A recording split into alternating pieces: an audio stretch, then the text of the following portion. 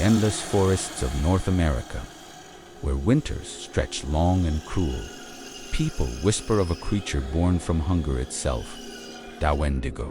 The Algonquian tribes spoke of it as a spirit, a monster, and a warning. It is said to prowl the frozen woods, always searching, never satisfied. Tall as the trees, with antlers twisting like roots and skin stretched tight over sharp bones, the Wendigo is hunger made flesh. It begins as a person's soul, the legends say, when famine drives one to break the ultimate taboo, the eating of human flesh.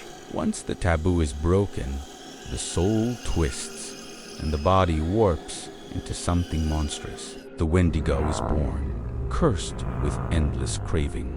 Legends say the Wendigo grows larger with each victim it devours, but the larger it grows, the hungrier it becomes. Its breath is said to freeze the air, its voice a hollow scream carried through the pines like the cry of a dying man. Those who wander too far from campfires in the dead of winter claim to hear its footsteps crunching in the snow behind them, though nothing is seen. To encounter the Wendigo is to face despair itself. No weapon can satisfy its hunger. No fire can warm its frozen heart. And so the elders warned, in the time of famine, beware your hunger, lest it consume you and turn you into the Wendigo. The Wendigo is not just a story of monsters, it is a story of human weakness. Hunger gnaws not only at the belly but also at the spirit, twisting it into something unrecognizable. The elders told these tales as warnings during the harshest winters. They knew famine could drive even the strongest soul to desperation. The Wendigo embodies greed without end. No matter how much it devours, its stomach remains empty, its hunger eternal. Its lips are torn and bloody, its teeth jagged, and its body always on the brink of falling apart. Yet it never dies. Hunters once spoke of finding tracks in the snow, footprints impossibly large, stretched like those of no human. The deeper they followed, the more the forest seemed to close in, until even the bravest felt the chill of dread crawl up their spine. Some claimed to see the Wendigo towering in the distance, only for it to vanish into mist, as if the forest itself had swallowed it. Its hunger is not only for flesh, but also for fear. They say the Wendigo grows stronger from the terror of those who know its name. Because of this, even speaking the name Wendigo was avoided by some tribes, for fear that it would call the creature closer. And so the legend spread. A spirit that punishes greed, that stalks the starving, and that reminds all who listen human hunger has no end. Many Ojibwe elders described the Wendigo not as a monster to be hunted, but as a warning about the dangers of losing one's humanity to greed and selfishness. The creature's hunger was seen as endless, because it symbolized a person who could never be satisfied, no matter how much they consumed. In many stories, the Wendigo was said to wander the forests endlessly, its footsteps creaking in the snow as it searched for prey. It was never satisfied, for every meal only made it grow larger, stretching its body but never easing its hunger. Some hunters spoke of seeing glowing eyes staring at them through the trees, only to vanish the moment they turned their heads. For many, those eyes were enough to drive them into panic, making them flee into the wilderness, never to return. Tales warned that the Wendigo often calls its victims by name, using a voice that mimics loved ones to lure them deeper into the trees. Victims who followed the call would often vanish without a trace, leaving only scattered footprints in the snow. The few who claimed to survive an encounter described the Wendigo's stench as unbearable, like rotting flesh mixed with bitter cold. Its breath was said to freeze the air, as if the spirit of hunger itself carried a deathly winter wherever it walked. Legends tell that the Wendigo's heart is made of ice, a frozen core that fuels its endless hunger and prevents it from ever finding warmth. The people believed that no fire could melt that heart, and no prayer could silence its hunger. It was said that even when slain, the Wendigo spirits would seep into the land, waiting to corrupt another soul with hunger. Some Ojibwe stories warned that greed itself was a doorway, and those who hoarded food while others starved were most at risk of becoming Wendigo. In these warnings, the Wendigo was not just a monster of the forest, but a spirit of human weakness and corruption. The Wendigo's voice was said to be hollow, like the wind howling through broken trees, carrying both despair and temptation. Hunters who returned claiming to have heard the voice often went mad, unable to tell if the words were their own thoughts or the Wendigo's. Some even believed the Wendigo whispered promises, endless strength, survival through winter, and power beyond men, but at the price of their soul. But every gift from the Wendigo was a curse. Those who accepted its whispers found themselves transforming, their bodies wasting away as their hunger grew. This was the true horror of the Wendigo. It was not merely an external monster, but a hunger waiting within every human heart. The Wendigo was more than a tale of survival. It was a moral story told to remind people of the dangers of selfishness during harsh winters. Communities depended on sharing food to survive, and those who hoarded risked not only the group's life but their own humanity. Through this lens, the Wendigo was both a cautionary spirit and a reminder of the fragile line between survival and corruption as long as winters came.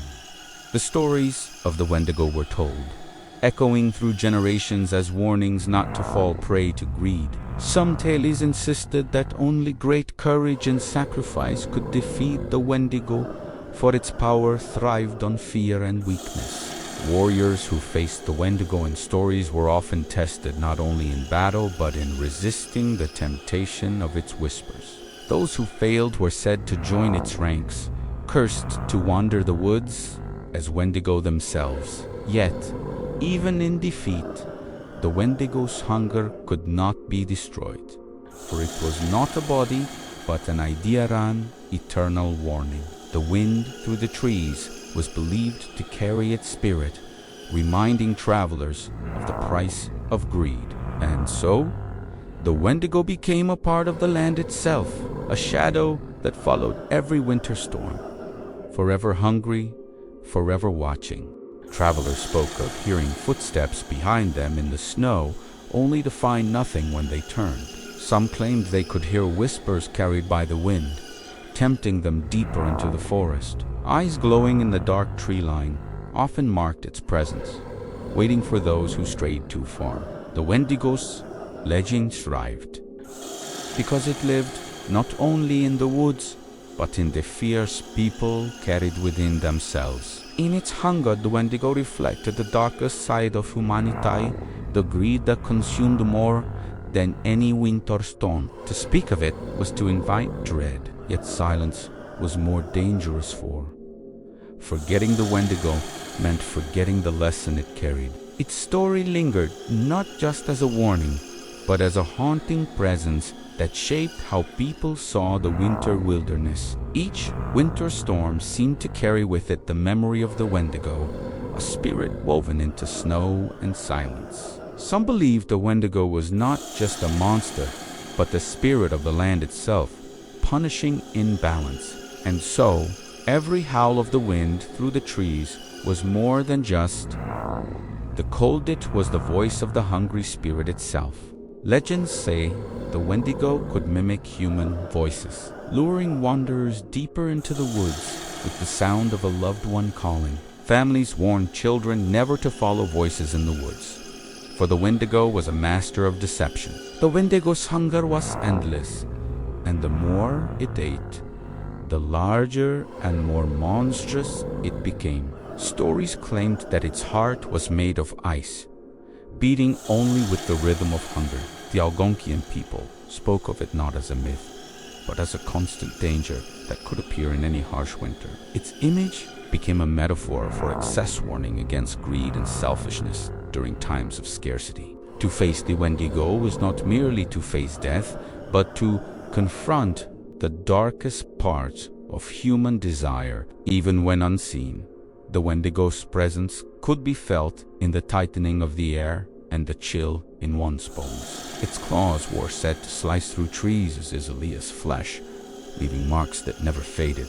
And in the silence after a storm, people swore they could hear its breath, ragged, endless, and hungry. Some hunters believed the Wendigo's cry echoed like the scream of a dying animal, chilling the marrow of their bones. Others said its voice was soft and sorrowful, a sound that drew people in before revealing its monstrous truth. The Wendigo was both hunter and phantom, a nightmare that blurred the line between spirit and beast. It was said that even fire, the great protector of man, could not truly drive it away.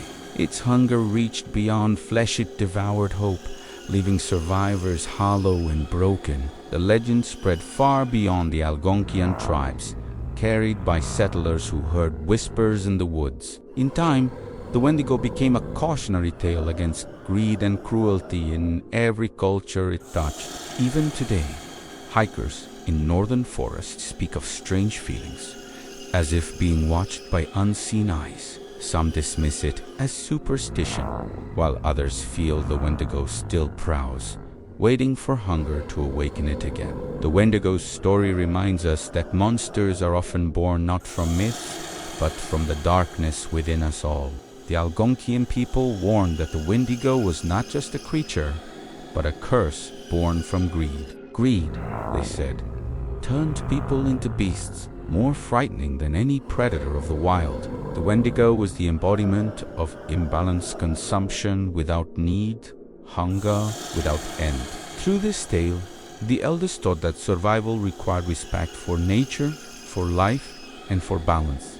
To ignore these lessons, they said, was to invite the Wendigo into one's heart. The Wendigo's hunger was not just for flesh, it was for the soul itself. It reminded humanity that unchecked desire can transform anyone into a monster. The story of the Wendigo lingers like the cold, silent, sharp, and impossible to ignore. In the howling wind and endless snow, its legend still breathes. And so, the Wendigo remains a shadow in the trees, a whisper in the night, a hunger without end.